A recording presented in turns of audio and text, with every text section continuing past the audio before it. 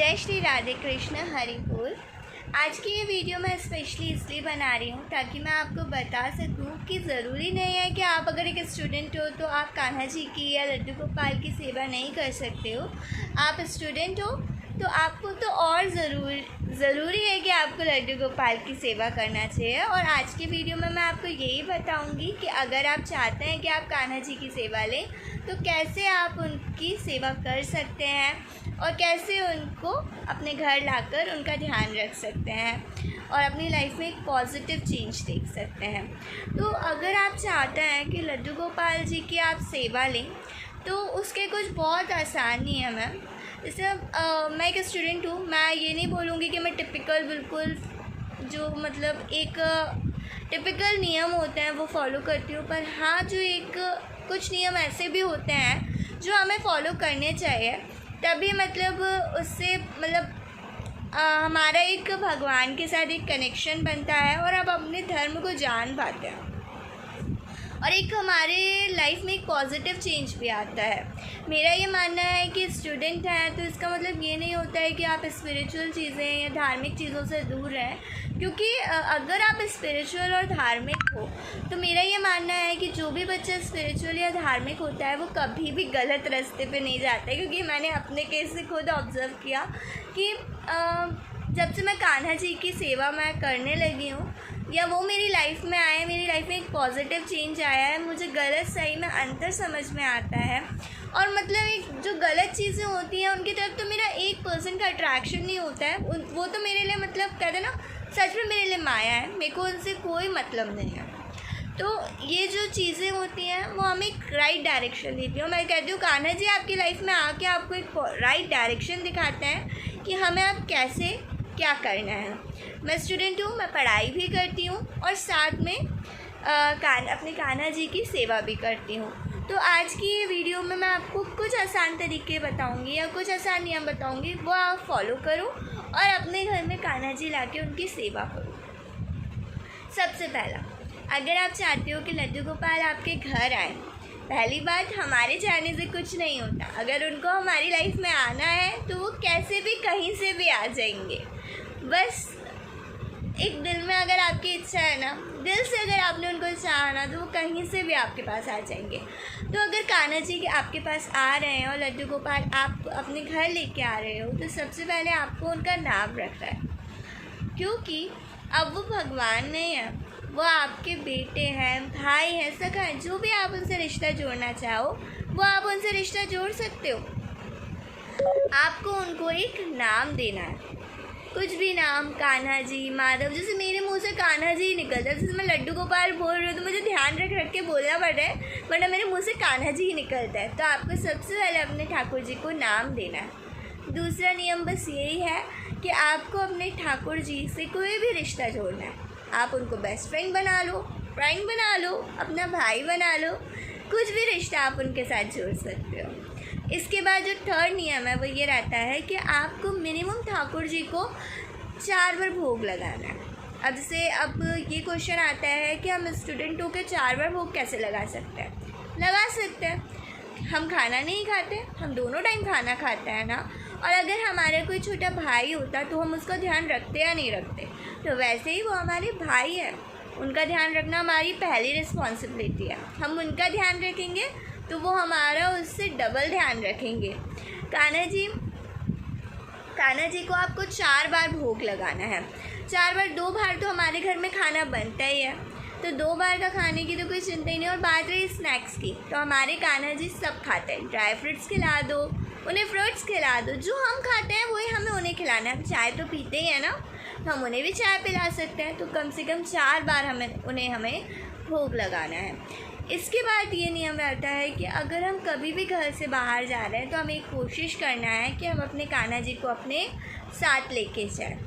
तो अगर जैसे कभी आप ऐसी जगह जा रहे हो जहाँ नहीं ले जा सकते तो इट्स ओके, आप फिर क्या कर सकते हो, उनके पास भोग रख दो या कुछ पैसे रख दो और बोलो कि मैं आ रही हूँ, जब तक आप अपना ध्यान रखना, घर का ध्यान रखना, और ये मतलब मैं भोग रख के जा रही हूँ, आपके पास भूख लगे तो ये खा लेना, और ये कुछ पैसे हैं, अगर कुछ मन करे तो बाहर से जाके लेके आ जाना। ये आप कर सकते हो। इसके बाद आपको उन्हें डेली स्नान करवाना है। हम भी डेली नहाते हैं, ऐसा नहीं कि मैंने कई जगह ऐसा देखा है कि कुछ लोग अपने घर में लड्डू गोपाल ले आते हैं और उनके वस्त्र सिर्फ जन्माष्टमी के दिन बदले जाते हैं, वो भी नए वस्त्र 1 साल में 1 बार। तो ऐसा नहीं करना है। हम क्या अपने साथ ऐसा करते हैं, हम डेली नहाते हैं। गर्मी में हमें ठंडा पानी चाहिए तो ठंड में हमें गर्म पानी चाहिए। वैसे ही हमारे लड्डू गोपाल, हमारे कान्हा जी की भी हमें वैसे ही ध्यान रखना है। जब गर्म पानी की ज़रूरत है तो हमें उन्हें गर्म पानी से स्नान कराना है। जब ठंडा पानी चाहिए तो हमें ठंडे पानी से स्नान कराना है। उनके डेली हमें वस्त्र बदलने हैं।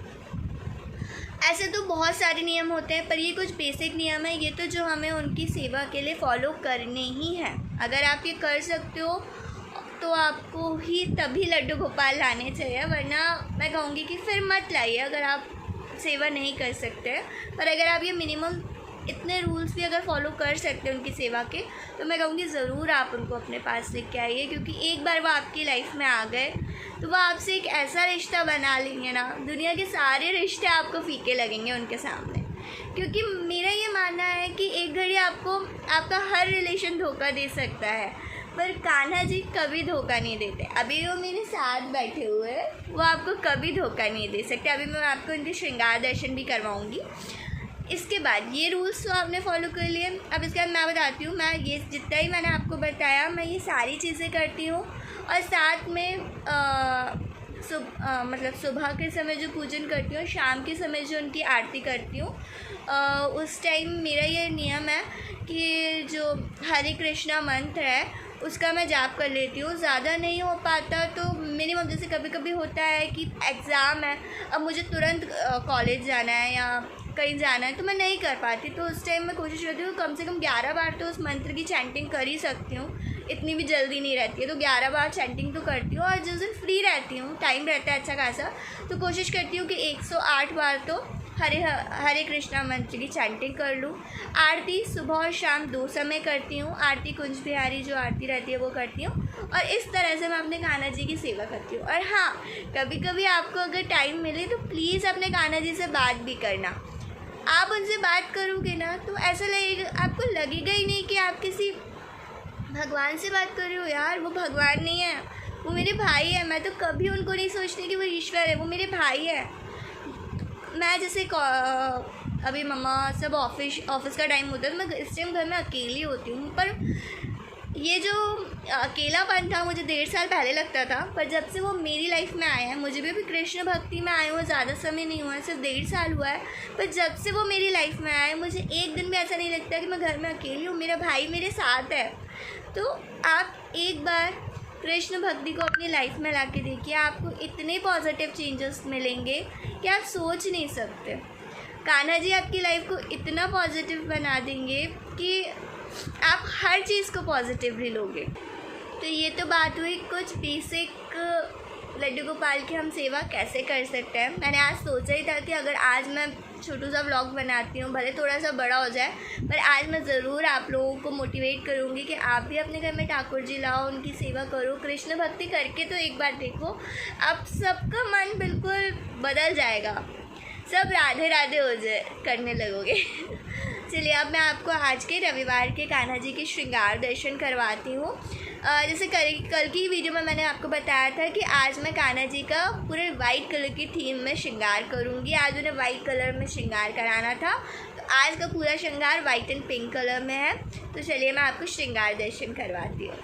अब आप लोग ये सोच रहे होंगे मंदिर तो है नहीं, तो कान्हा जी यहाँ क्यों बैठे हैं, तो मैं आपको बता दूँ, शाम के 5 बज रहे और ये जो समय, आज मैं सुबह सुबह वीडियो रिकॉर्ड नहीं कर पाई थी क्योंकि आज मेरी कुछ ऑनलाइन क्लासेस थी, तो मैंने सोचा कि शाम में आपको श्रृंगार दर्शन करवाऊँगी, तो इसलिए अभी मैं आपको श्रृंगार दर्शन करवा रही हूँ। ये कान्हा जी सो गए थे दोपहर में, तो मैंने कहा जब वो उठ जाएंगे शाम में नाश्ता कर लेंगे तो उसके बाद मैं आपको उनके श्रृंगार दर्शन करवाऊँगी। तो आज इसलिए वो मेरे साथ अभी रूम में बैठे, क्योंकि रूम में मैं उनको कूलर में बैठा के रखती हूँ। तो ये रहा मेरे कान्हा जी और मेरी राधा रानी। तो आज का जो इनका देखो, इन्हें वाइट फ्रॉक पहनी है, पूरी वाइट मोतियों का श्रृंगार है और पिंक पगड़ी है, तो बांसुरी खिसकी जा रही है। और मेरी राधा रानी का मुकुट गिर गया, मुकुट लगा दूँ। हाँ, तो आज मेरी राधा रानी ने भी वाइट एंड पिंक कलर की चुन्नी से श्रृंगार किया, दोनों ने बिल्कुल मैचिंग सेम पिंच कर लिया एक दूसरे को। कैसे लग रहा है मेरे राधा रानी कान्हा जी। तो आज आज का ये था मेरा श्रृंगार दर्शन। और आपको अगर मेरी वीडियो अच्छी लगी हो तो प्लीज़ मेरी वीडियो को लाइक करना और मेरे चैनल को सब्सक्राइब ज़रूर करना।